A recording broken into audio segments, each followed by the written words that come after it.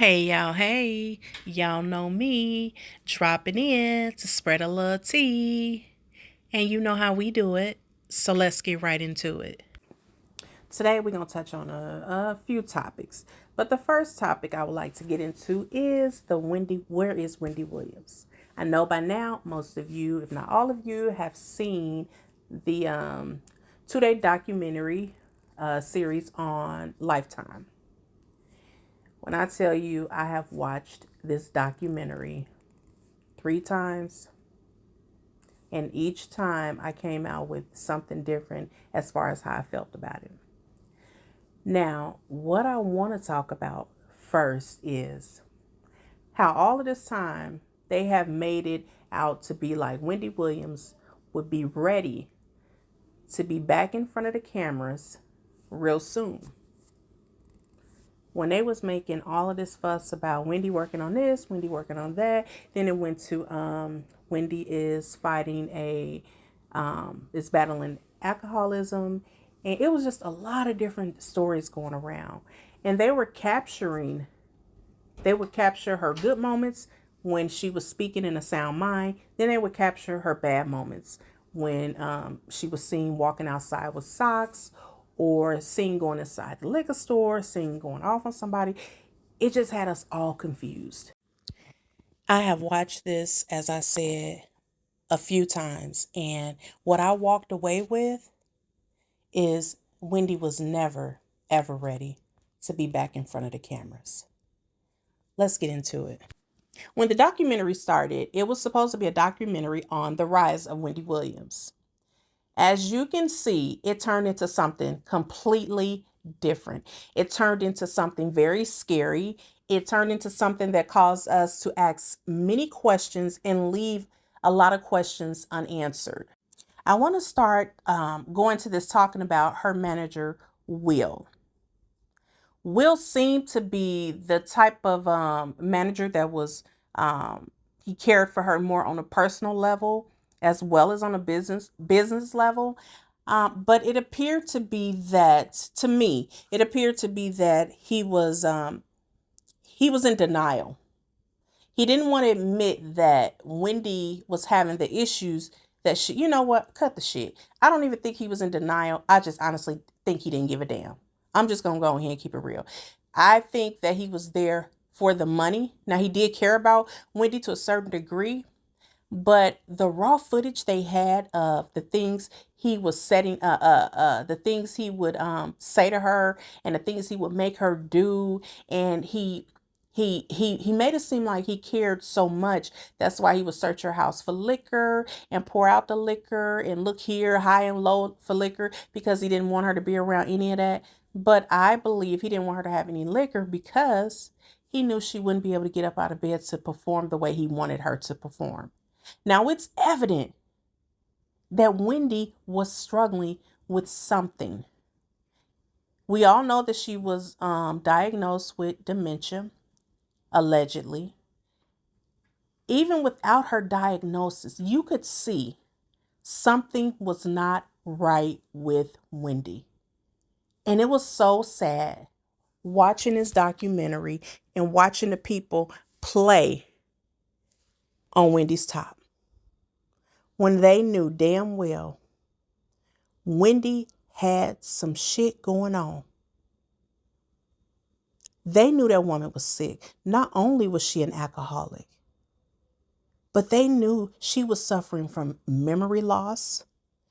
She was, in my opinion, suffering from depression. It's just a lot of stuff that was going on in this documentary, to the point where the producers were asking Will and Sean questions that they should have been asking themselves about Wendy. Wendy showed no sign of being okay. Wendy family was saying she's not okay. Wendy friends were saying she's not okay. The producers was questioning whether or not she was okay. Wendy's driver even said she seems to be losing memory. And this publicist, Sean, I was so freaking outdone. It was a point in the documentary where she set up this meeting with NBC and convinced Wendy to take this meeting because they were thinking about picking up her show. and flew Wendy out to California and literally put Wendy in this interview as sick as she was. You did this. Sean did that for herself. When they were asking Sean, asking her, well, do you think Wendy is okay? Well, I think she's fine. I've been around Wendy for this amount of time, for I think she said 2 or 3 years, and this has always been Wendy. Bullshit. You can, without Wendy speaking, you can look at her and tell she was suffering from more than one thing. That woman was going through it, and in my opinion, they were using her. And another thing I don't understand, I'm sorry if I'm all over the place, but another thing I don't understand was when it came to this guardian, why wasn't her family sat down and talked to? Why were they not a part of this guardianship plan? Why were they left out? Her sister wanted to be her guardian, and they wouldn't allow that. Now, I know they were saying, allegedly, that her son, the reason the bank stepped in was because her son had used like over $100,000 in DoorDash or whatever, ordering food, and they were concerned, so they stepped in, took over the account. Okay, I get it, if that's true. But why would they take and lock her account and give her a guardian without sitting down talking to her family? Wendy has a brother that loves her, her 92-year-old father. She has a sister. She has her niece that's also her godchild that's very close to her. She has her son, Kevin Jr. She has her nephew. It is a lot of people around. Her best friend, Regina, which we all know she called Reg. She talked about her on her show. She used to talk about her on her radio podcast. Like, it's so many people that was around Wendy, their immediate family, that cared about her. And they said that the guardian stepped in and tried to sue the mother of Lifetime because she did not want this to air, allegedly.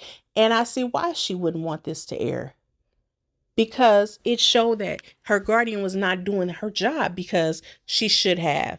Wendy should have never been left alone. She should have had someone with her 24/7. Someone should have been with Wendy. And the guardian failed her. Just like her team, just like her management, everyone failed Wendy.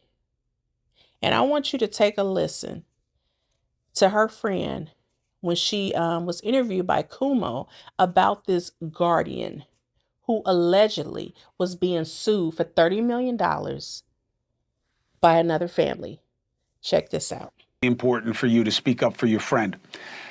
Let's talk about what matters most to you.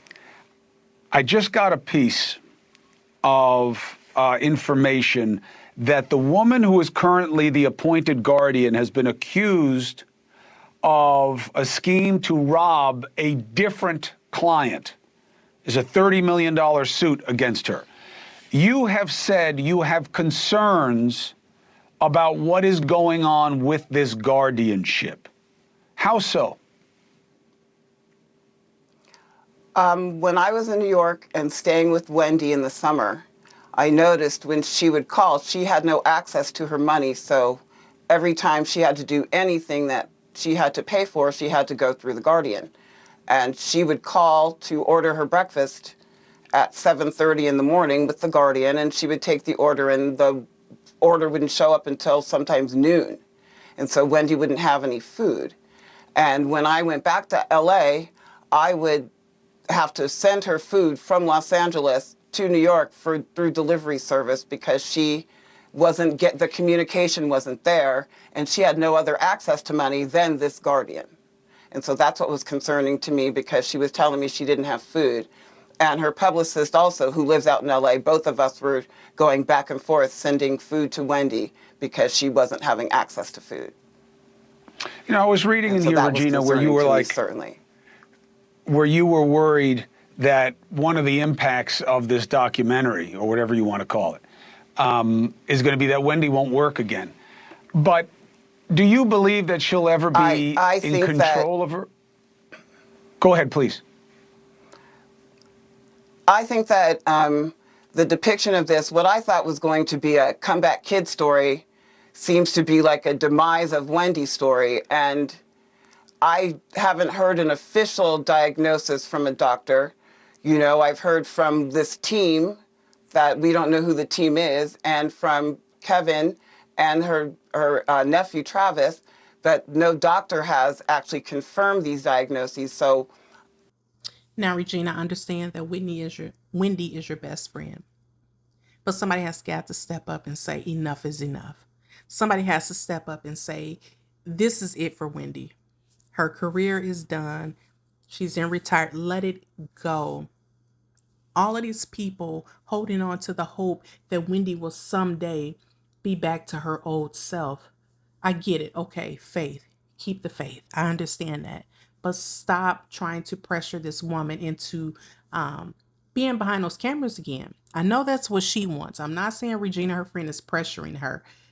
But to have hopes after looking at her and seeing the decline of her illness, how could you possibly think that she will ever be fit to be Wendy Williams on camera again? I don't want to believe that she is, at this point, unproducible. That's not my opinion. I'll tell you, when I was with her a few summers ago, I guess now, she was impressively a mess. I felt very badly for her. I talked to her about it directly, and as you might imagine. Before we wrap this up, I want you guys to hear an interview that her niece went on The View and spoke on The Guardian, spoke on how they cannot have any contact with her. Wendy has to reach out to them.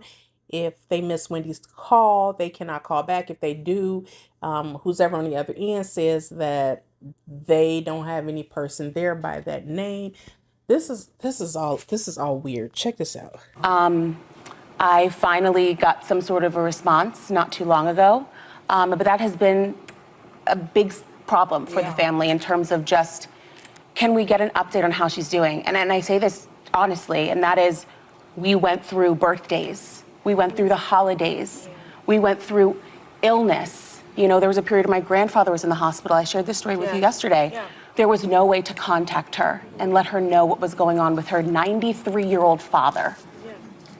You know? And isn't it true that The Guardian didn't respond immediately when you reached out to get that information? Wonder, you know, from just the humane perspective, how can you do that? Yeah. You know? That are yes, but again, same thing with this answer, it's layered.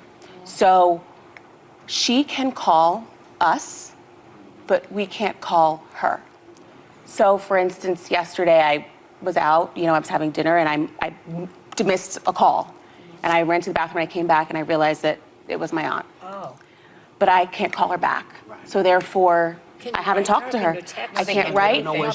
If I tried to call, I'm told that there's nobody here by that name. Oh. She went into where she is now between April and May of last year. We went months before we were finally even able to get a call. I was saying this story yesterday. I was sitting in a nail salon in Miami, and I got a call from a block number, and I answered it. And she was like, "Hi, Alex." I said, "Aunt Wendy?" We were on the phone for 4 hours and 37 minutes because I hadn't heard from her in months.